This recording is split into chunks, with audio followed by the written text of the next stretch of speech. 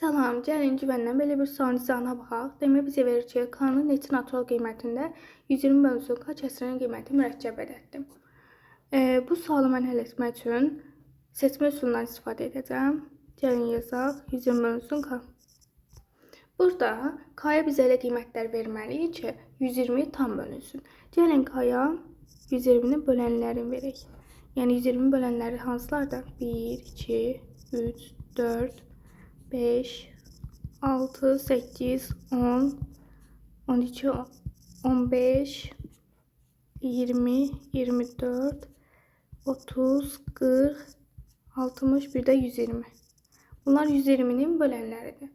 Yəni gəlin biz burada K-nın yerinə bu qiymətləri qoyaq və görək hansında mürəkkəb edilir, hansında mürəkkəb olmur.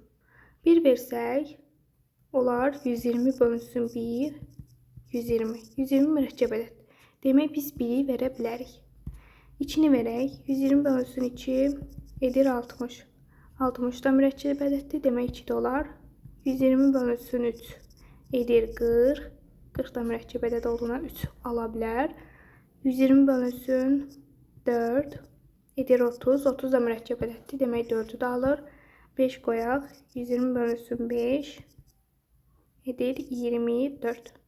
24 da mürəkkəb ədəddir.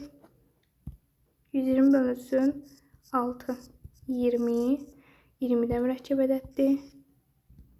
Sonra 120'ni bölək 8'ə edər 15. 15 də mürəkkəb ədəddir. Götürürük 8'i. 120'ni bölək 10'a. 12 alınır. 12 də mürəkkəb ədəddir. Onu da ala bilər. 120'ni bölək 12'yə edir 10. 10 da mürəkkəb ədəddir. 12'ni də götürə bilərik. 120'ni bölək 15'ə edər 8. 8 də mürəkkəb ədəddir. 120'ni bölək 20'yə 6. 6 da mürəkkəb ədəddir. 120'ni də götürürük. Sonra 120'ni bölək 24'ə edər 5. 5 mürəkkəb ədəd deyil. Onda 120, 24 götürə bilmərik.